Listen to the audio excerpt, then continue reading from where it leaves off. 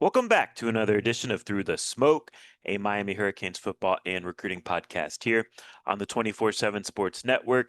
David Lake, joined as always by Gabby Urrutia. We're here to combine, we're going to do one big podcast this week. We're going to combine recruiting topics, discussions. Miami's been on a recent run of commitments here. We're going to talk about that, and we're approaching National Signing Day, so it's close to closing time. So we're going to talk about that. We're going to talk a little bit about the latest CFP rankings, and we're going to also do our little NC State game preview here in this podcast. Before we jump into things, want to highlight our sponsors, Canes Connection. That is Miami's collective. Miami is poised to close strong in high school recruiting and have a interesting, fun, nice portal window. So they play a significant role in talent acquisition. So if you have the means, go support those guys at canesconnection.com in any way you can. Also want to highlight our guy, Nick Musarino.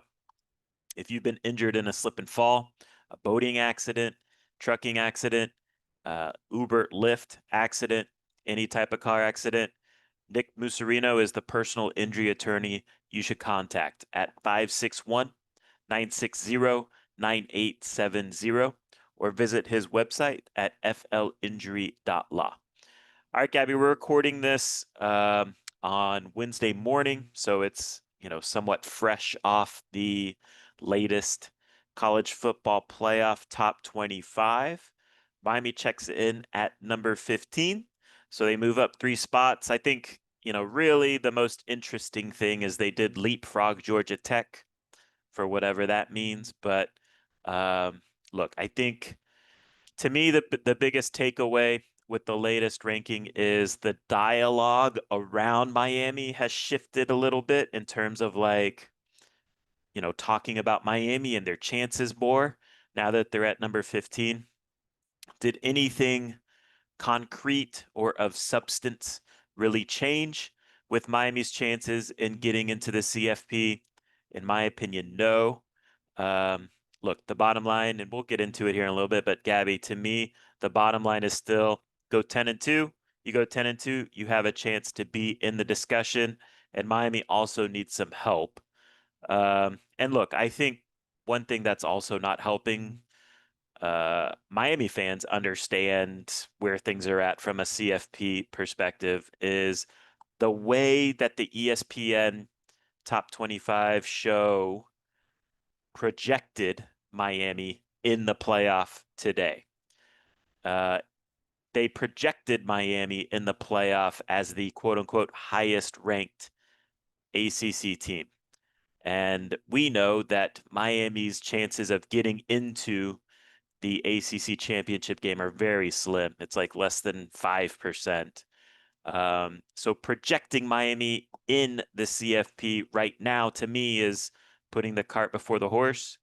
I think if you're doing a real projection, you would project the ranked ACC winner, and that would be Georgia Tech, who is at number 16, 1 spot behind Miami. But anyways, there's a lot of talk about Miami right now, which I think is good. And the bottom line is you go 10-2 and you have a strong case to get in. I don't think that is, going 10-2 locks you in. I think saying that right now is being disingenuous. But 10-2 and getting some help, some chaos from the teams ahead of them, Miami's got a shot. Where are you at with this, Gabby? Same spot. Just seeing the rankings come out and seeing how they're projecting Miami in. I think it's also kind of telling about who they want from the ACC to get in. Like, I think Yeah, ideally Miami is the team that represents the ACC in the college football playoff. I think they told you correct. that with where they ranked Miami ahead of Georgia Tech. I think they feel like Miami is the most talented team, and on any given Saturday could beat any team in the ACC. So I think it's more about that. But Yeah. there's also math involved, and I think the math is difficult to overlook as far as just what this would need to look like for that to become a reality. Um, so all Miami could do at this point which we've been talking about. Just finish the season at this point 3-0. Mhm. Win the remainder of your games, and then probably similar to last year, where Miami's going to be in a pod, maybe a handful of teams that are going to be in the discussion to Right. get one of those spots on the back end. Do they get it? Yeah, I think that's to be determined. Like you said, David, there needs to be chaos. A lot of things would need to kind of fall. The SEC still kind of has to play itself, so maybe there's a couple SEC two-loss teams that will drop off the table a little bit. But Miami's still I think gonna be in a discussion with a 9-3 SEC team. So let to me, it's just all Miami could do at this point is handle business. It's cool that they're back in the discussion. I think it's telling of where how the committee feels about them. I think it was a little bit of an overcorrection as far as just like not just from a week before, or as far as just not considering some of the other factors like the different head-to-heads of teams that were ranked ahead of them. That somehow I don't know. Yeah. It's it's I mean, it's look, it's a subjective process. So it's I a made for TV thing. right And really the only ranking that matters is the last one. exactly. And they could flip everything if they wanted to, Yep. the last one. Yeah. So, you know, Make it make it what they want it to be this on is the all last the one. entertainment, right? Right. Which I'm here for. Like, I Hmm. like the discussion and I think it's interesting and all that. Um, Look, in terms of like results that matter, besides Miami beating NC State, results that matter to me, Texas plays Georgia. To me, you need Georgia to throttle Texas or just beat Texas. I don't need to throttle them, I guess, but that'd be great if they did. So give Texas another loss. Texas is at number 10. Alabama plays Oklahoma.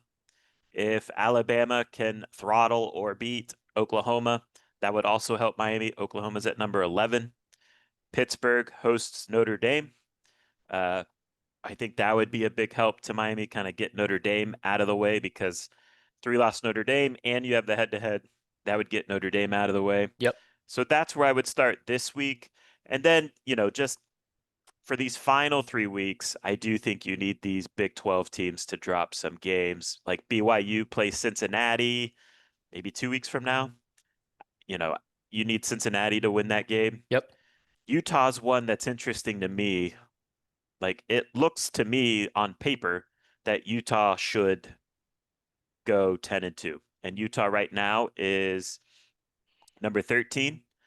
I think Utah's in a similar position as Miami in terms of like they don't really have a clear path to their conference championship game, but they are ranked ahead of Miami. They have two losses and they crush every team they play that they win. So it appears, I guess, the committee likes that. Do they have like a quality win, a win better than Miami? I think that's up for discussion. I don't think they do.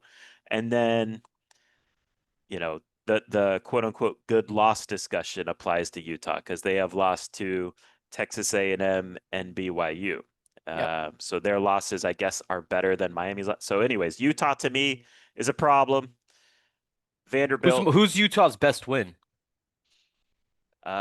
Cincinnati, they crushed Cincinnati. Yeah. Okay. But yeah, I mean, Are we going like that's my whole thing is just like are we measuring the quality of losses or are we measuring the well, it's strength of this. wins? I think also timing is Yeah, of also course. either I don't know, an unfortunate or fortunate part of this discussion. Timing does matter. So, Miami's good win was at the start of the season and, whatever. And then look, Vanderbilt too. Like I think you need Vanderbilt to trip up in their season Yep. finale against Tennessee. So those are the things to keep an eye on. Also, like in terms of teams jumping Miami, you need Georgia Tech, I think, to falter. Georgia Tech has Pittsburgh and Georgia remaining. They can't Yeah. win both those games. I don't know. I'm skeptical about Georgia Tech. I'm with you. I'm just saying, I'm just laying it Yeah. out, right? Yeah, yeah, no, for sure. I USC, could see Georgia Tech losing both those games. agreed. USC has Iowa and Oregon. They win those, they can jump you. Michigan closes, of course, with Ohio State. If they pull that out somehow for the third year in a row, they would jump Miami as well. So, look, there's a long way. This is all to say Miami's in an okay spot. They got to go 10-2. And they also need, like to me, man, you need some Big 12 chaos and you need the SEC to get four, not five or even six. And it would be great if Pitt could help Miami and beat Notre Dame. So those are the things to know. Yeah. No, it's interesting, and there's a lot of. I mean, this college football stuff is crazy. Like, look what happened this Yeah. past weekend. You got Cal that beat just within the AC. Cal beats Louisville. Georgia Tech loses to who did Georgia Tech lose to? Georgia Tech lost to NC State a couple Georgia of Tech weeks ago. lost a couple weeks ago, and then Virginia lost to who did Virginia lose to? I'm out of it. Virginia lost and Louisville lost to teams they shouldn't have lost to. I think what Wake Forest beat Virginia. Yeah. Yeah. So uh, I wouldn't count it, Gabby, like just to put things in perspective. Because like I'm not trying to sound negative on Miami right now. But like I went and looked at the Power Four. This is just the Power Four teams, and we'll include Notre Dame in this. But the amount of teams that can convince themselves, hey, if we win out, so kind of a similar scenario to Miami, right? Hmm. If we win out, and look, some of these include conference championship games, some of them don't, like Miami's doesn't. But if we win out, we will be in the CFP. Hmm.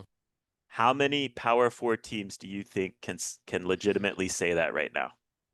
Um, Pitt is one that comes to mind. I think Pitt could sneak in. Well, just say a number because there's 25 teams ranked right Yeah. now. How many of those teams do you think can say that? I mean, probably a lot. Correct. I It's would say, 23. yeah, I'm about to say, yeah, there's probably a ton. Yeah. So the next 3 weeks are going to be fun. Is kind of the Yeah. bottom line. Like for Everyone college needs to football. win from this point out. Like everyone Right. that's a contender, these are all I mean, these are all elimination games, which we've been saying, but Correct. these are definitely all elimination games from this point on, especially within some of those conferences like the SEC and Correct. the Big 12, and I definitely in the ACC for my a Miami perspective, I think, and like Georgia Tech, Pitt, a few of these guys. I think it's great. I think 12 Yeah, team college football playoff the has been great. playoff And starts now. We're yeah, in the college football playoff. in a way, yeah. Yeah, no, for real, we really are. All right, let's turn the page to recruiting, Gabby, because Miami's on a little bit of a run here, picking up three commitments since the weekend.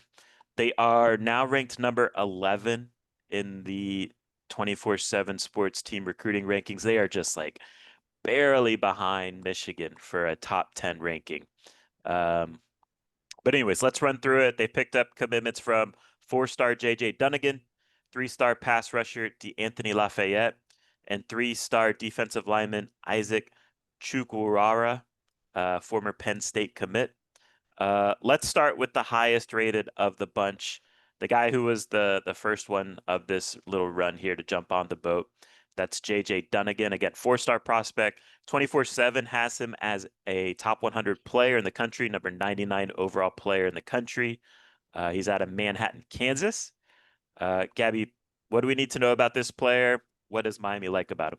Yeah, Miami loves that. This is a big, physical type of back end defender. They've been wanting to add to their safety class. If you look at his 24/7 sports profile, you're going to see that he's listed as a cornerback. Miami likes him as a safety, so he's someone that's going to kind of be able to play on the back and provide some more depth. I think it represents a really big and needed win at that specific position. You look at the size, like it's 6'2", 185, and you start watching some of his stuff, and he is a kind of thick body type that you Yeah, feel like, it's an interesting, he looks thicker than versatile. 185, Yeah, he's a honestly. he's a big But kid. He's a big kid. I think I heard so it's I heard his dad played at Kansas he State did. and in the Yeah. NFL, I think. So like good bloodlines. Yep. He's got the genes, the physicality checks off Yep. the boxes just as far as the specs go. Was originally committed to Kansas, which is interesting because he's from Manhattan and was not and his dad played at Kansas State, but was not going to go play for the Wildcats. But nonetheless, Miami kind of identified this guy as someone that they felt like they really needed to kind of have and bring on board. And without even visiting, we're able to kind of cross the finish line. I thought that this was going to get done. I didn't expect it to get done as soon as it did because he's visiting this weekend for the NC State game.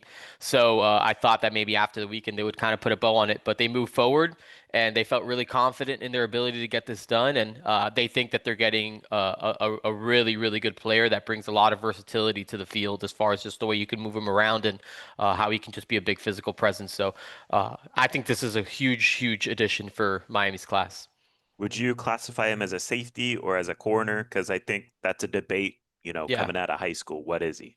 Yeah, so Miami thinks he's a safety. So that's where he's gonna start his career. I know people feel like he can play corner. Maybe he can, but I think the plan for my at Miami is for him to work with Will Harris and see what he kind of Mm. develops into. I love the idea of him as a nickel. Like, because again, you see the physicality. He's fast. He can cover. He's long.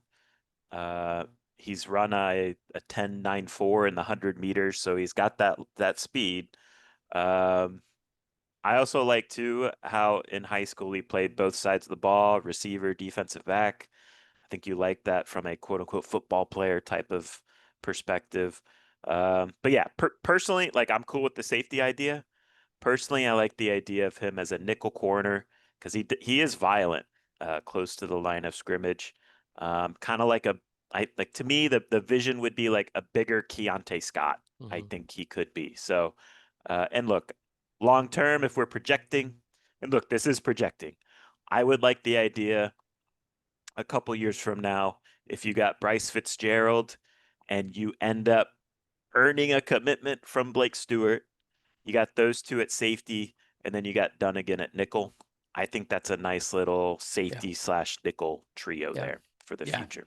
That would be interesting. I mean, I just the collection of pieces that they're getting back there. I feel like it's starting. I feel like there was a few years there where it was Yeah, not looking good, right? Like just the we talked about the secondary recruiting wasn't good enough. I feel like this class it's and better, yeah, it's better and much with better. and they're throwing they're throwing numbers at it, but I think numbers that make sense. Like I feel like all these guys are guys that kind of check off the boxes. So especially if you add Blake Stewart into the mix, like I think that this would be a very well-rounded and versatile defensive backs class when you kind of consider Yes. all the skill sets of the guys that you're adding. Like there's a few guys with nickel projections that I think that they're bringing in. Like you got like Camden Portis who I think is developing physically actually pretty nicely. Like he was kind of Yeah. small a couple years ago and I saw him I don't know if it was, I guess it was for the Louisville game maybe. And he's added mass. Like he's getting bigger. So like he can potentially play nickel. Got some big corners in Brody Jennings and Jalen Waters with another big guy like JJ Dunnigan. Blake Stewart looks like he's adding mass too. So like I think he's someone that's starting to kind of fill out and look physically more mature. So I think it could be a really, really good defensive backs class. As far as just adding just good players, right? Like who knows what these kids end up becoming, but they're adding solid quality players. Defensive end, DeAnthony Lafayette, one of the more interesting players in the country, honestly, Yep. because he, from a height weight standpoint, he's about 6'1", 230. So it doesn't catch your attention in terms of being like a defensive end in that regard. But he has a very good motor. He has a good wingspan, so he has good length relative to his height. 24/7 Sports uh, grades him as a 3-star with an 89 grade, so he's on that 4-star bubble. It's, you know, because he isn't that prototypical size. But he was a player that was committed to LSU. I remember back in the summer, Gabby, like Oklahoma really wanted him. Yep. So he's a big time, like he's a pass rusher that the SEC coveted. And he's ultra productive at the high school level, finds a way to the quarterback. You watch his highlight tape, very good short area burst and suddenness. Um, he's a fun player. And if he hits at the college level, because, these guys that lack the prototypical size, you just got to wait and see. Like, not saying he can't do it, but you got to see it show up on Saturdays. If it does show up on Saturdays, he's going to be a fan favorite with the way he plays. Yeah, for sure. And I think that's just like the wild card nature of players like this because it definitely doesn't look the way like if you see him in person, you're not gonna like double take, right? But he is long and the motor runs super, super hot. And look, just talking to people who, evaluated him and liked him. I mean, people really think that this kid is the goods. Like they think just he's wired the right way. He has the right mentality. Like he's just a really intelligent type of kid. He plays super hard. And I think just one theme that kind of kept coming back at me is just like there are not a lot of high school kids that truly consistently just get to the quarterback and like impact the Mhm. quarterback. And he's like, look, there's a lot of guys who are 6'4", 250 that don't have half the production that this kid has. And that doesn't mean that Sure. those kids can't do it. Um, but, people think that just his ability to just impact the quarterback, get to the quarterback, disrupt the quarterback so consistently, they feel like it has the potential to translate. And if it does, they feel like he'll be a good player. And, they threw a few like, hey, there are a couple guys that were in this mold that have hit. I'm sure for every few guys that are, there aren't. Yeah. But, just to, I'm not saying that I don't know this. This is just some of the college feedback I got, some of the player comps that kind of got thrown out at me. One was kind of like a Harold Perkins. I think that might be, we'll see. He was definitely undersized. Yeah. R. Mason Thomas, and you look up R. Mason Thomas. R. Mason Yep. Thomas is 6'2", 250. So R. Mason Thomas is definitely not that big of a guy, and he's been ultra productive at Oklahoma. The strongest comp was Eric Stryker, who a couple years, I guess maybe 10 years ago at Oklahoma, less than 10 years ago at Yep. Oklahoma, was an All-American like linebacker, edge rusher who had like 20 something career sacks and 45 and a half tackles for loss. He was a 6 foot, 225 pound edge rusher who just found a way to get it done. So it's just a matter of if this kid is gonna hit, and we'll find that out once he kind of gets into Yeah. the system. But I think it's telling that guys like Blake Baker, Brent Venables were highly Right. engaged. Not he's definitely not for everyone. But I think there's also a sense that just like in this defensive scheme, what Corey Heatherman asks him to do, like he's not going to ask this kid to drop back into coverage. He's going to tell this kid to go, like get Right. after the quarterback, and he has the protection Third and behind long. him. Go Yeah, get him. he's going to have the protection behind him to just pin his ears back and just go do what he does best. So, I'm curious. Do you have an opinion, David? Like, I don't know where you stand on this discussion. I don't even really know where I stand on it. Just because I feel like it's kind of he's a niche type of skill set. I'm here for it. I think you watch him and you like the idea of it. You know, would I look, I think to me the conversation is can he be a good college player? Like Right. I don't know what projects as with an NFL type of projection, all that. I think he can be a good college player if you use him right. Like if you are going to actually put him on the field in third and longs, I think he can produce. To me, the interesting conversation, Gabby, is Miami has a like they appear to have like a type Yeah. when it comes to defensive ends Hmm. lately. Like Right. Ashari Charles has better size, but even he's Yeah. not like He's six still pretty four. small. Right. But He might not even be 6'3". he's a high motor guy. He goes and Hmm. gets it. He plays hard. Like both these guys play really hard. They play with a ton of power, Hmm. suddenness, and just get it done. You go to last year, like Herbert Scroggins, I Yep. would say is similar. Yep. And I would like, and Scroggins is like knocking on the door of like, being a like 10 to 15 snap player right Yeah. now down the Right. stretch. And He's so, gonna play. He's gonna end up playing for them, and they like him a lot. right. And I would say what he's shown this year maybe strengthens their belief in like, Hmm. okay, we need guys like this. Now, I don't think you can have a room full of these type of guys Yeah. from like, a setting the edge standpoint and from, run defense standpoint. But if you have different body types and you can rotate guys, I think it makes a lot of sense. So I'm here for it. Again, I don't want a ton of these type of guys, but I'm here for it. Yeah, I think, and they still want to recruit the bigger edges, right? Right. The Dre Quinns, Tank Jones, those types of guys, and we'll see if they can get them. Um, but that's I also what think, the transfer portal's for, right? yeah, I think you could nitpick like if you're nitpicking Miami's pass rush, right? Like Miami's pass rush is really good at affecting the quarterback. Are they really good at finishing those plays into sacks right now? I think that's something you can nitpick. And look, the most like 80% of it is affecting the quarterback. That's the most important part.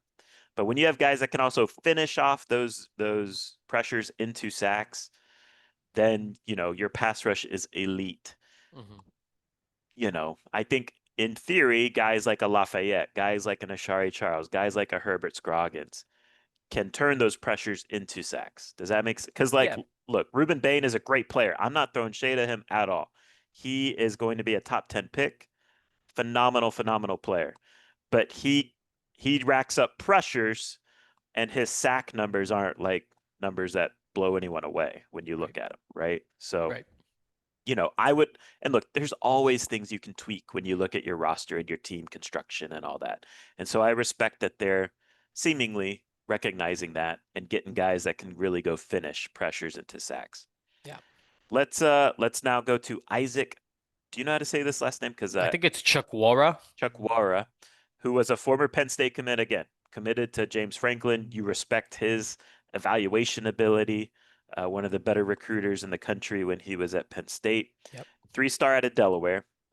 Um, Plays defensive end right now at the high school level. I would say he kind of projects as more of like an interior guy in college. Maybe he can be a bigger defensive end in some different fronts. But he's interesting when you watch him, Gabby. He's another guy that plays hard. To me, he's a guy like as you talk about the 105 coming, 105 scholarships. To me, he's a guy, perfect guy. You stash, see what you got in a couple of years, and he can be a good player for you. Yeah, I think this is a guy that Miami plans to kind of kick inside. From what I heard, he's floating a little bit over the 250 pound mark already. So 3'6'3", 6'2", 6'3" ish, or 6'2" and a half, 252 is what I heard.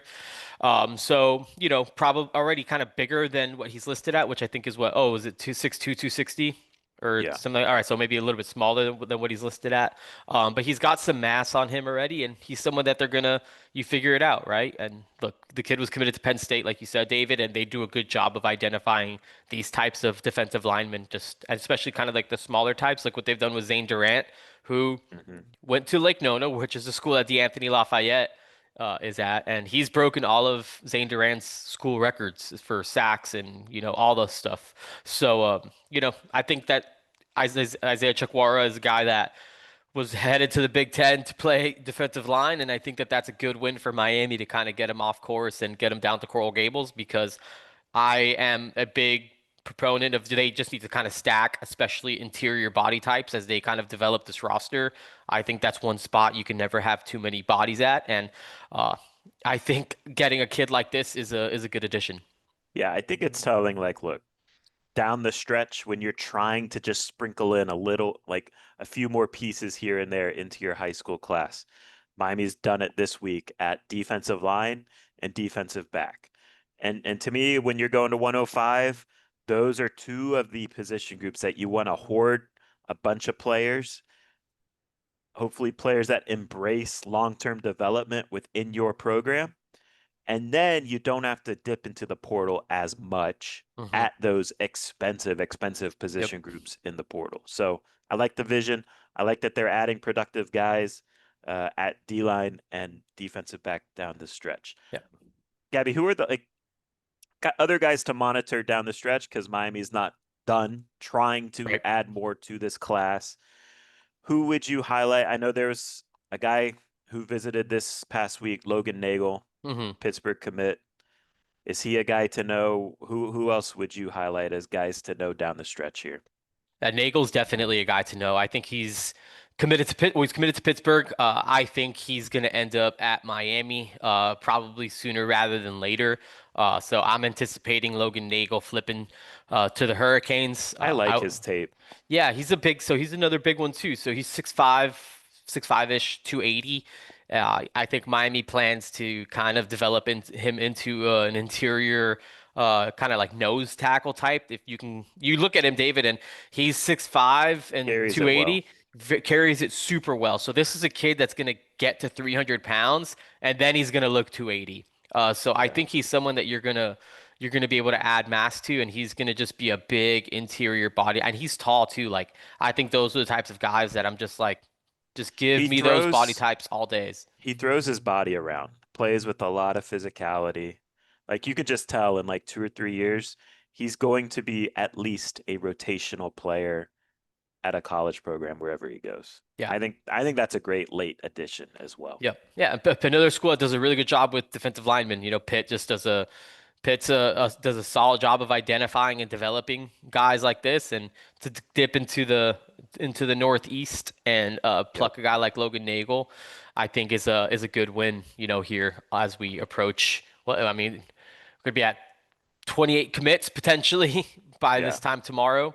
So they're chugging along to 30 prospects, and I fully expect them to go over that number. So it'll be a big class. And who else? Who else would you highlight? Yeah, I think a couple guys. Gavin Weller is a Colorado commit at tight end. Um, that he's coming back to visit Miami this weekend for the NC State game. He visited for I can't remember which game it was, but he visited earlier in the season and, he loved it. And getting him back on campus was a priority because Miami's trying to find a second tight end in the class. They feel like he's a kind of arrow pointing up type of player, relatively new to football, so doesn't have like a super deep, extensive background in football, but his body's kind of just like I think just he's just growing from what I've understood. Like his just growth overall over the past like 18 months has been tremendous, and he's just kind of coming into his own and figuring it out. And they feel like he has a super bright future as someone who's still raw because he hasn't played a lot, but just gym rat type of guy who's just getting massive in the weight room. And Miami feels like he could be a great addition. So we'll see if Miami could flip Gavin Weller from Colorado. A couple other guys that I would kind of keep an eye on. Amari Latimer, the running back out of I think like the Atlanta area. He's out of Hmm. Sandy Creek, committed to Wisconsin. Miami's still looking for a second running back this class. Amari Latimer is kind of at the top of the list. Blake Stewart, we mentioned him earlier, is still a name Miami's very much involved with. I think he's going to visit Georgia this weekend, so we'll see if the Dogs can make it interesting. This has been one of like the most. This has been Blake one of the Stewart is. yeah. Listen, I feel Yeah. like Blake Stewart's going to visit Georgia this weekend. So and apparent, I think maybe after that Georgia visit, we kind of have some clarity as far as where it goes. I still think Miami's in a really good spot, but Georgia's kind of coming calling, and I think as a kid from the Atlanta area, you got to kind of see what they're about. So we'll see if it moves the needle. But I think Miami has been very aggressive in its pursuit of Blake Stewart. So I think there's optimism that they can still get it done. So I mean, Miami's had to grind this one out like crazy, David. Yeah. Maybe Lots of ups and downs. lots and lots of ups and downs. So they are heavily invested in this one at this point. And then there's just a lot of defensive linemen, right? Like they still want to add numbers on the defensive line class, even though they're probably adding three this week with Lafayette, Chikwara, and Nagel is kind of coming down the chute. And so guys like Lamar Brown, the five-star LSU commit, Tank Jones. The Oregon commit out of Alabama. You got Bryce Perry Wright, the Texas A&M commit out of Georgia. Dre Quinn, who's Bryce Perry Wright's teammate. Miami would love to add him as an edge rusher. And they got guys like Jacquez Wilkes out of I think he's from Auburn. Seems like he's pretty locked in with Auburn, but Miami's definitely trying there. You got Nolan Wilson, Alabama commit out of Mississippi. So they're gonna keep swinging at one of these guys and keep shooting their shots at one of these kind of like top tier defensive line prospects. But in the meantime, they're adding some quality depth to the room. I know fans also kind of want to know, like Calvin Russell. How would you Yeah. classify Miami's pursuit of him? Yeah, I just think that I think it's unlikely that Calvin Russell ends up at Miami, barring some, kind of significant change of heart or situation. I think the expectation is that he's going to follow through and go to Syracuse. Um, so I think that's just where it's at. I think Miami's wide receiver class with how they went out and prioritized Milan Paris, getting a big 6'5" type of receiver. I think told you where they were going with that kind of spot. If something changes down the line, maybe, but as of right now, I don't really see it. How about just, flips away or decommitments are typically a part of every Yeah. recruiting class in the country. Who are you monitoring that's committed to Miami in that regard? Yeah, I think there's a couple situations where it's just like maybe worth kind of keeping an eye on. Jordan Campbell, the linebacker edge commit, his recruitment has been kind of roller coastery, and he's been committed to Miami for a very long time. But there's been some whispers that he's been kind of communicating with other schools and things like that. So we'll see where it goes. I know Miami's working through it, but I think Jordan Campbell's one that they're still kind of trying to figure out. I think Anthony Kennedy, the defensive tackle, is one that they're kind of just monitoring too, as far as just what that is going to ultimately look like. So I think Anthony Kennedy is probably one to watch. On the offensive side of the ball, I don't really know of anything in particular. As far as just guys that I'm expecting not to sign or flip away or anything like that. So right now, nothing too concerning on that end. If we go big picture and look about and talk about what we like about this recruiting class right now, where are you going? What stands out? Boom, number one thing you like about this class. Yeah, I think I like the numbers that they're throwing, and we talked about it a little bit earlier. I like the numbers that they're throwing at some of these defensive spots that they've kind of recruited thinly over the past couple cycles. Like, I've been adamant about the defensive line numbers weren't good enough. So I like that they're throwing numbers at the defensive line situation. I like that they're throwing numbers at the secondary. So I think the quality and numbers that they're throwing at some of these key spots, especially on the defensive side of the ball, are are really good to me. Like I really like the secondary class. I really like just what this defensive line class provides as far as just setting a new floor from a depth standpoint. Like there's guys that can come in and play or come in and contribute and help kind of just create and establish floor of depth to kind of build off of. So I really like the class. Obviously the offensive line class stands out too with just Jackson Cantwell, with Joel Irvin and Ben Cogden just kind of being like tackle bodies who can maybe play guard too, but three huge bodies. Miami's continuing to kind of stack giants and guys who are also athletes up front. So I think that that's important too, as far as just maintaining their strength on the line of scrimmage. And I like this receiver class too. Like Yeah. I think there's a unique flavor in this receiver class that it's different than I think any of the ones that they've kind of recruited to this point.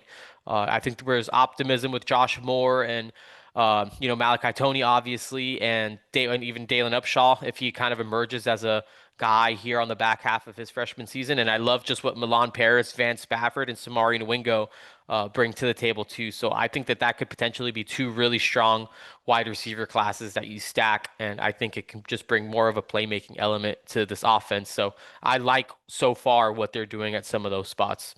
Yeah, and I would include Israel Briggs just like as a Yeah, pass for catcher. sure. You know what I mean? So Definitely. I agree. They're definitely adding some intriguing pass catchers. What area would you be like, I don't know about this spot of the recruiting class? Yeah, I think a couple. I think linebacker kind of jumps out, and I like J.J. Edwards, Justin Edwards out of Orlando. I think he's a really good player, but I just think that's a position where I think you just got to be deep.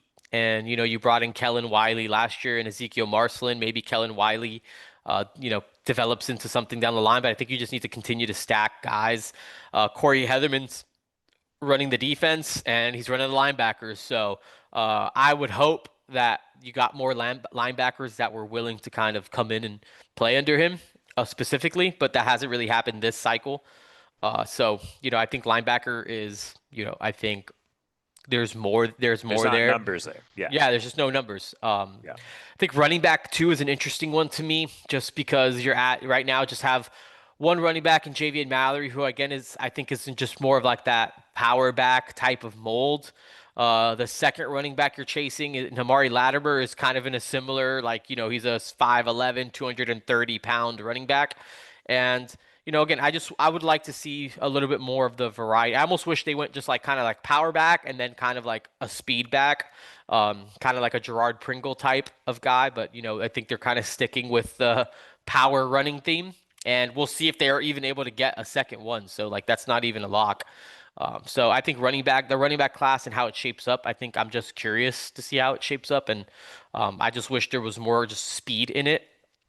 And then I I think quarterback is interesting too, just with Darion Coleman, just because just kind of I'm just curious to see the development and what it looks like because I think his body needs to physically develop. Yeah. Miami's obviously not huge in like the big in the high school quarterback recruiting game. They've had him locked in for quite some time, and I'm just curious to see what Darion Coleman looks like when he kind of gets into a college structure. So. Is he a future starter for Miami? Like, is there someone in the program who could be a future starter? And I mean, I guess we'll see with Darion Coleman and Luke Nickel and all that stuff. But I think that those are a couple areas where I'm just like, let's see where this goes. Fair. All right. That wraps up recruiting talk. Let's uh let's take a break here, and then on the other side we'll get into NC State. All right, we are back. Gabby, let's dive into NC State. Because we're combining two podcasts into one, this will be kind of a quicker pace than the typical preview pod for the upcoming game. But NC State, they come into this game. They're off a bye week, so they've had a bye week to rest up and prepare for Miami. This week, their previous game, they are coming off a 48-36 win over Georgia Tech. So they definitely have some positive vibes and momentum coming into this game. Miami and NC State do have a common opponent in Notre Dame, and NC State lost that game at Notre Dame 36-7. NC State is 1-3 on the road this year. Their one victory was at Wake Forest early in the season. Their head coach, of course, is Dave Doran. He's in his like 13th or 14th year at NC State, hard-nosed, lunch pail mentality type of coach. He definitely embraces that underdog role that I think kind of defines NC State in general. So they're going to come into Hard Rock Stadium with a chip on their shoulder this week. Game's going to be 3:30 kickoff, televised on ESPN. NC State's offense, they're averaging 32.4 points per game, 438 yards per game, 6.1 yards per play, which is 29th in the country. They have 10 plays of at least 50 yards on the year, which is fifth nationally. So they are a pretty explosive offense. They are also pretty good in the red zone when they get down there, sixth in the country in red zone touchdown percentage at 77%. Their defense is not good. Gabby, I feel like lately in this ACC slate, it's like, okay, Miami-C in the worst defense, and Yep. then the next team comes to town, and it's like, no, this defense is actually worse. But anyway, anyways, NC State's 30.6 points per game allowed. That's 110th in the country. Five opponents have scored at least 31 points on them. 424 yards per game allowed. That's 120th. 6.4 yards per play allowed. That's 124th. So teams are able to be explosive against this defense. Eight turnovers gained. That's 108th. Only 1.4 sacks per game. That's 114th. Pretty bad on third down. Can't get off the field on third down. 44% allowed on third down. And really, if you're like just boiling this down, it's really their pass defense is kind of killing them. 292 yards per game through the air. All right, Gabby, let's discuss the NC State personnel. And of course, we got to start with honestly, like NC State quarterback CJ Bailey is going the way he plays is going to play a significant role in the outcome of this game. He is a former South Florida quarterback, played at Chaminade Madonna with JoJo Trader and Jeremiah Smith. And so he, of course, is going to have a gigantic chip on his shoulder, and he is going to be very motivated to play well and beat Miami at Hard Rock Stadium this week. He's in his second year as a starter at NC State. I think he's playing well. Gabby, I want to get your thoughts because you watched him a ton in high school, right? Yeah. I want to get your thoughts just on his development trajectory and what your thoughts are from what you saw of him in high school, what you think of him now. Did you think he could make those type of jumps from high school to now, etc.? I didn't think so until I watched him play as a senior. I saw a lot because he was like a 4-year starter at Chaminade, so Mhm. he was always on the scene, whether it be 7-on-7 or just in pads during the fall. And I always thought he was just kind of long release, Mhm. type of quarterback. Quirky release too. Yeah, yeah, that just had elite weapons, right? Like he always had Jeremiah Smith and JoJo Trader, who at the high school level is a cheat code. It's not fair to have those Yeah. types of weapons. And so for me, it was always just like I thought he was inconsistent with the ball placement. I thought he had questionable decision making as far as just being turnover prone, especially, exiting his junior year. I was just like, people are pounding the table for CJ Bailey. I was like, look, I understand Miami not recruiting CJ Bailey up to that point. And I understand them starting to recruit CJ Bailey when they did. Because as a Which senior, was when? I think that was his senior year. I think the light bulb started to come on, and I think there started to be moments where it was just like, wait, This He's kid's figured it kind of out. starting to put it together. I think his body, just again, just being so long, I think you kind of have to like adapt into that. And I think it kind of started coming together where he started feeling comfortable with just like his frame, his release, and all that stuff. Where it wasn't always just Jeremiah Smith and JoJo Trader making exceptional plays. It was like, wait, that was actually a really good like ball by CJ Bailey, and he's actually making some plays now. He has some mobility where like he's a big long kid and he's not the fastest, but he's a long strider and he could pick up ground quickly.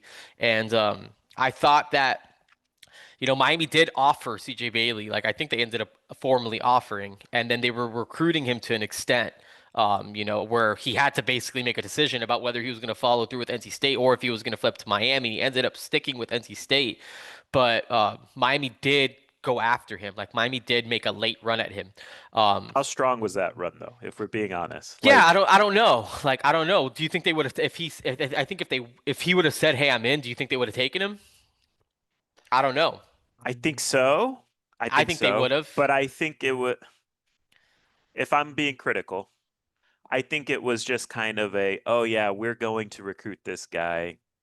I don't think it was like an all in, Yo, no, full because I think if it throttle, was, they you're would our have gotten him. guy. We're Right. gonna come after. That's what They I'm were saying. also trying to close on Jeremiah Smith. Right. And those They had optics didn't help where right, CJ's like, okay, you just want me for Jeremiah. right.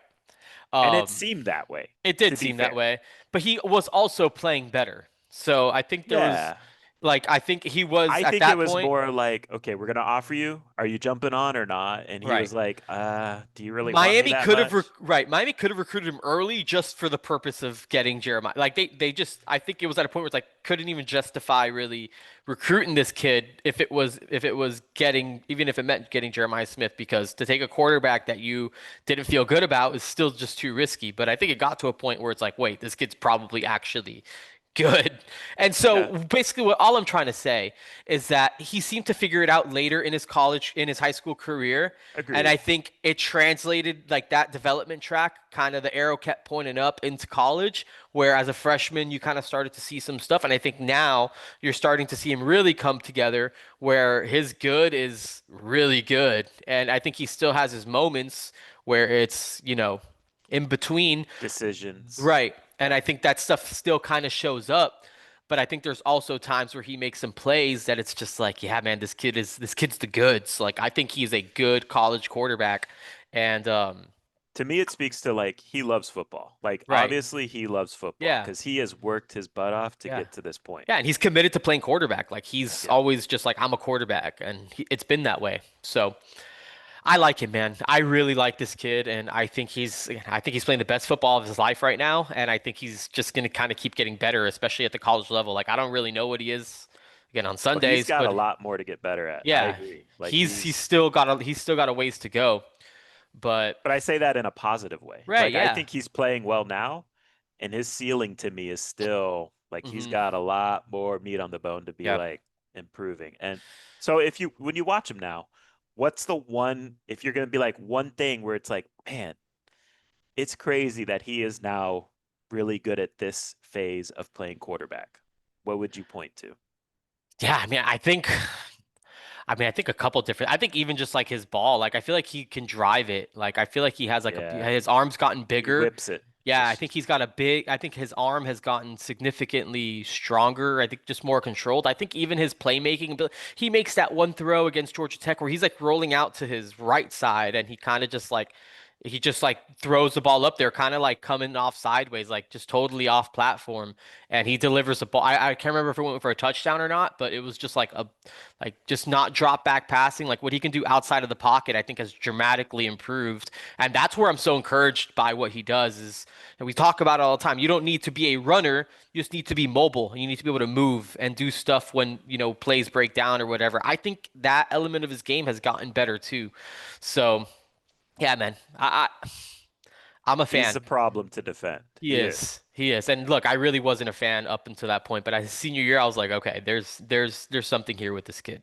To me, he's at his best when he can when he has time to in the pocket either to throw it downfield or he can extend the play and he's really good at extending plays and Hmm. finding guys Yeah. downfield. That's when he kills you. Yeah.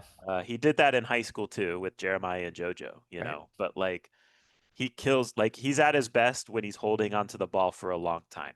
And his pressure to sack rate is pretty low, which speaks to his mobility and ability to go get to buy time. So, uh, you know, I think the intermediate passing phase of his quarterbacking right now is still maybe Yeah. his weakness. That's what he was weak at in high school too. That's where I he feel like. throws picks, Hmm. and so, but he's a really good quarterback. He's an NFL level talent. He's still got a couple more years of development, I think, that are needed, but he's a big time player.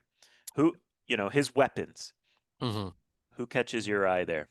Yeah, a few of them. I mean, Hollywood Smother. I think both the running backs, like Duke Scott, filled in. Duke Was Scott's kind of, good. yeah, he's a good player, and Is he not better than Smothers? I don't yeah, know, he man. he might be. He's a good one. He could do it as a pass catcher and as a runner. Smothers is a good player. He originally signed with Oklahoma. He was from the Charlotte area, I believe, and then came back home to North Carolina to play for NC State. And so like he's a super talented guy. Duke Scott's a good player, and then I think I honestly I'm a big fan of their just pass catchers, just in general across the board. Like Justin Jolie is a weapon of a tight end. Noah Mm-hmm. Rogers is a kid that was hand selected. We know Ohio State drafts wide receivers. He was hand selected by Brian Hartline.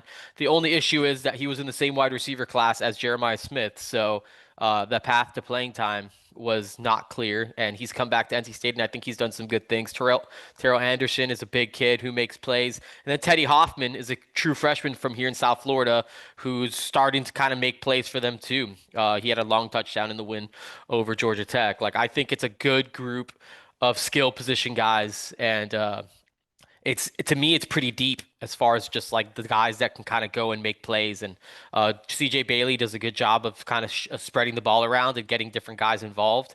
And I think each one of those guys has potential to be a problem. So I like this NC State core of just like offensive weapons, and they put up 48 points against Georgia Tech, and they're difficult to defend when they're humming and CJ Bailey's efficient and making things happen. Like And this they group did of that yeah, without Smothers and Jolie.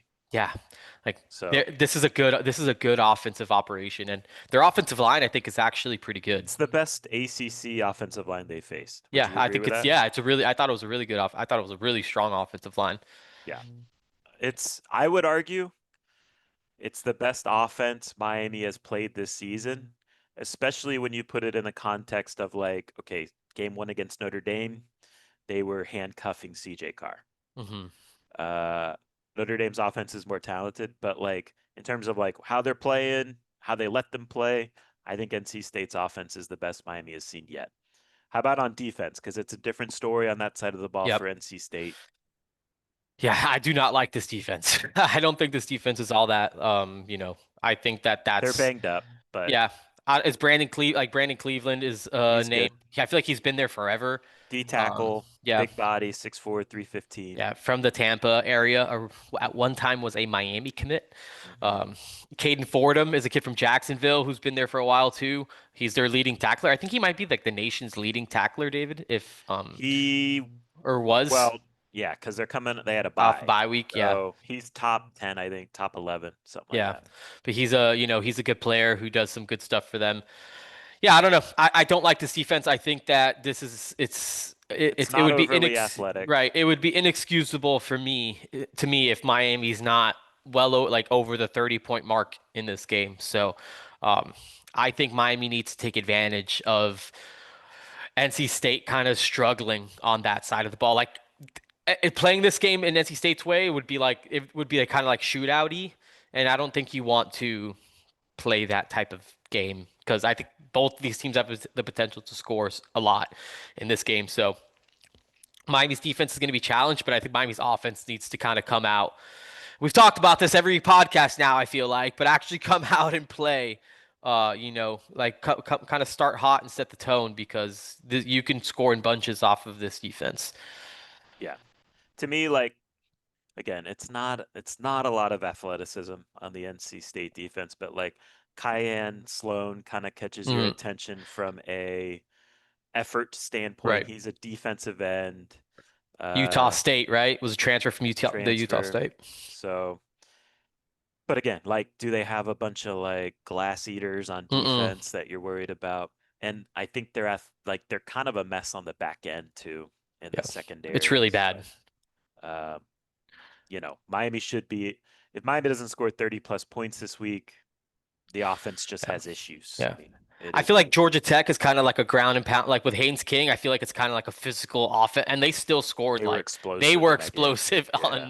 on NC State. And honestly, NC State, where I feel like kind of okay about Miami in this one. I feel like they're kind of soft up the middle too. And I think if Miami's going to be that ground and pound, A Well, I gap think running, Cleveland's tough. yeah. I But think I their think D behind tackle's him, good. Yeah, I think that they should be. I think it should be all right, but I we'll agree with you. see. All right, things we want to see against NC State. Where are you going with this? Yeah, the explosives, limiting the explosives for NC State's offense. I mean, this is an offense that can absolutely chunk you up, and they can hit on some big plays. CJ Bailey extending plays and finding guys, or just delivering good balls down the field. Hollywood Smothers. I mean, both those running backs. I think they're averaging like 6.5 yards a touch between the two of them. They can both catch the ball out of the backfield. Like both those guys can be explosive threats to this Miami defense, and so I think limiting the explosives, and if they do hit on those explosives not going for touchdowns, I think is a huge key to Miami winning on Saturday. Yeah, it was interesting. Like, I don't know if you saw, but Corey Hetherman in his press conference meeting this week, he he was asked about defending CJ Bailey, and he was pretty forthcoming. He was like, "Look, we got to hit him early. We got to hit that dude early and often." And he said, like, look, when you look back to the SMU game, we did not do that against Kevin Jennings enough. And that allowed him to kind of settle into the game and get going. And so I think in some ways he's comparing the style of CJ Bailey and Kevin Jennings, which I kind of see from like a extending play Hmm. standpoint, crafty type of guy that can also kill you with some explosives when he does extend the play. And Kevin Jennings did throw for 300 yards in that game, and so I found that interesting. I Hmm. agree. To your point with that, like to me, man, like when you watch the Notre Dame game, NC State Notre Dame, to me, and look, that game was interesting. Like that game was a 10-7 game with 8 minutes left in the third quarter. So it ended up being 36-7, but it hanging in the balance for a little bit, and then Notre Dame just kind of got rolling. CJ made some bad decisions, and Notre Dame made him pay.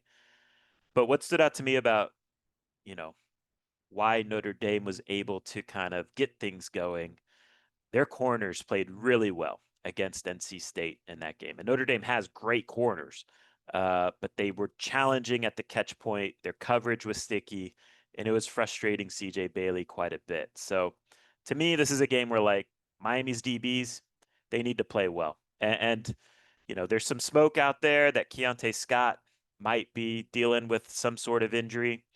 I would personally say he's doubtful for the game this week, and that's a huge loss. Obviously, he's their best defensive back on the team, but somebody needs to step up. And so let's have a quick discussion on Yep. this, Gabby.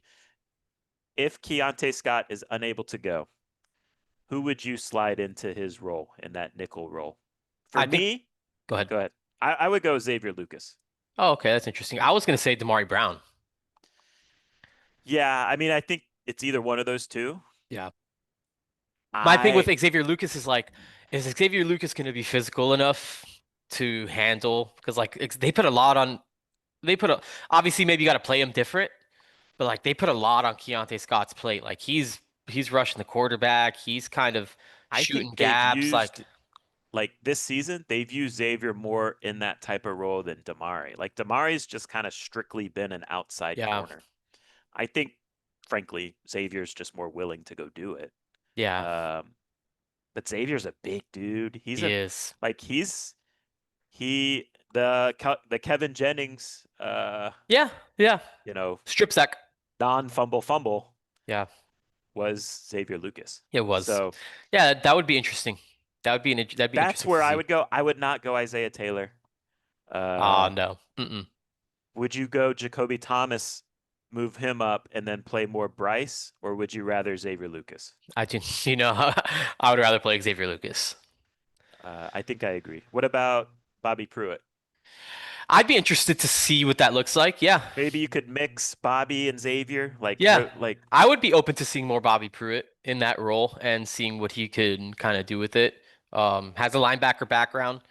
Just a matter of him kind of knowing what to do there. And he's been kind of working out with the DBs, right? Like he warms up with the yeah, DBs now. So I yeah, think it's fair to say maybe he could get an expanded role. Like if there's someone that's going to get maybe an expanded role from this, it could be Bobby Pruitt. I'd be interested to see what that looks like for sure with Bobby. right.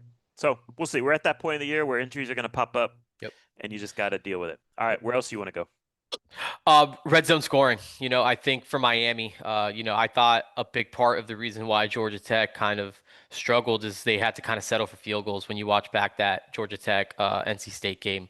And that was an area where I think NC State was able to kind of just continue to kind of pile it on. They were converting red zone trips and touchdowns, and Georgia Tech wasn't. They had to kind of settle for some field goals. So I think it's going to be important for Miami to convert those red zone trips into scores. And Miami's kind of struggled with that at times. I think especially in some of these games that they've dropped, those red zone opportunities have not converted into finding the end zone. So I think that that's a huge part of this specific game for Miami. Yeah, and look, for my last talking point, I'm just going to go big picture and like, Hmm. look, man, like obviously you got to win the game, but like the college football playoff committee is kind of telling us, like, look, Miami, we need to see some style points. We Hmm. need you to look a certain way. We Right. need you to make it undeniable that, like, okay, this is a top 11 team in the country. Hmm. They went out and, to me, man, like, we're going to get into our predictions and the spread. Like, Miami's a 14 and a half point favorite.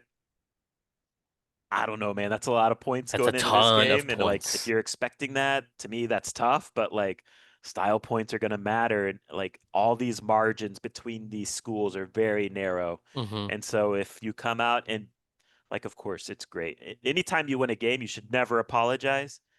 But if you come out and beat NC State by 1 point or 3 points, like, to me, unfortunately, the committee is going to be like, okay, Miami didn't hammer an average ACC team. Whether that's fair or not, I'm just talking perception, Yeah. right? Yeah, and that's the perception of the ACC. Any of these teams you beat in the ACC are going to be like Miami struggled to beat an ACC team. Like that's going Right. to be the end of the conversation. So I'm talking from a standpoint of getting to the CFP. Hmm. In this game, you need some style points. So whatever that means, look great, come out fast, dominate the game, etc. Two-score win. I think that is important. Yep, I think that's fair. Anything else you want to highlight or move on? No, I mean I think that's pretty much it. I think that kind of sums up everything. I think it's important for Miami to be efficient offensively and score on this defense. And at the end, I think it's just about setting the tone of this game, which I think they can, but it's a matter of if they will actually do it. So that was my last Yeah. point. And the committee chair straight up said, like, we want to see the offense come alive, Hmm. which I think is fair. Like, Yeah, you're defense has been lights playing out. you're playing bad offense or Yeah, defenses. And, yeah. you know, are you taking full advantage of them? I don't Mm-mm. know. Anyways, who needs to step up? Where are you going for this? Yeah, I think it's just one of the cornerbacks, right? I think like Ethan O'Connor, obviously he's going to be elevated into, a bigger role. I think these guys can present some challenges on the outside. So you mentioned the cornerback situation with Notre Dame. I think Miami's corners need to be on point in this one. And I think too, just like the pass rushers, as far as just disrupting CJ Bailey, I think a lot of it's going to be on, the defense coming out and kind of setting the tone and limiting this NC State offense. So maybe I'm just going to go Ethan O'Connor to kind of just Yeah, make just one selection. I'll go Carson Beck. Just Mhm. going back to our point about the offense coming alive, looking the part, explosive. Obviously, you need your quarterback to play well to do that. Yeah. Who do you have as the player of the game? I think Malachi Tony. I think I'm just watching NC State and I'm just like I don't know if they got anyone that's going to be able to hang or if they do have to devote too much attention to Malachi Tony. Right, I think it opens up stuff for right. everyone else. So it's going to be on other guys to make plays, but I think Malachi Tony is going to be a problem for NC State, whether it is. having to kind of cover him or having to do too much to cover him and that opening it up for others. So I think Malachi Tony's the focal point for this NC State defense in this one. I'm going to go Xavier Lucas just because I think he makes the most sense to Yeah. potentially play the nickel if Miami needs him to. And I think he can play well in that role. Yeah. So I'm going to go Xavier Lucas. All right. Betting line and prediction. So Miami is a 14 and a half point favorite. The over under is 55 and a half. Gabby, where are you going? Oof. Yeah, I think that's too many points. As far as just like the point total, I think 14 and a half points over 2 touchdowns for this Miami team against a good like offense with a pulse is yeah, I think it's kind of crazy, but it is what it is. I don't think Miami's going to cover the 14 and a half points. I got 31-24 Miami winning. Miami's done a really good job against a lot of these ACC offenses. Like I think against basically everyone that they've played all year, really, they've had either like their lowest or second lowest point output. So I think it's fair to expect that NC State's gonna have, not What is their a top lowest? Do tier. you know? I think they had 7 against Notre Dame, and I think their Uh, next lowest is like 21. So even right, 24 would be breaking that trend, but it's still pretty low. I think like low 20s. If this trend continues for Miami's defense, I think it's fair to expect like a low 20s type of scoring output for NC State, right. unless they break through. And then, I mean, NC State's been bad on defense, so I think having Miami in the 30-point range is fair. So that's where I'm kind of trying to just do the math there. But I don't see 2 touchdowns in this game. I hope I'm wrong, but I think Miami can get a solid one-score victory. Yeah, I'm kind of similar line of thing. I'm going Miami 33, NC State 27. So another one score type of game. Look, I just think like CJ Bailey's going to bring it. Yep.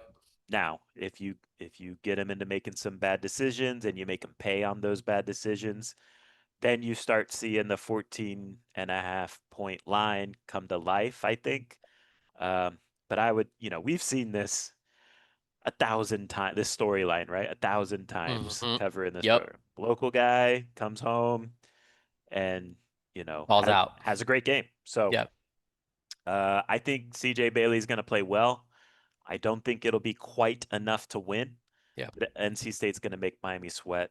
And, you know, Miami turns the page and tries to finish the season strong with 2 more wins. So that's where I'm at. Look, Miami in general, like we talk about Keontae Scott, but Miami in general is banged up right now. Um, and so other guys need to step up. But I think it makes it interesting this week. We talk about CJ Bailey. You would assume his high school teammate, JoJo Trader on Miami, would want to ball out against CJ Bailey as well. And Gerard Pringle really flashed Hmm. again, this past week. So does he get a little bit more of an expanded role to show what he can do? And look, if Miami's off, to me, like the most important thing, obviously, number one, win the game. Number two, like this offense just needs to get going, needs Yep. to show some life. Yeah. So if that happens, you're feeling good going on the road against Virginia Tech the following week. So we'll get out of here on that note. Appreciate everyone for listening to this condensed podcast. We're condensing it because Gabby will be out of town here this weekend, but just wanted to get it all in here on one pod. And we'll wish him safe travels. And until next time, take care.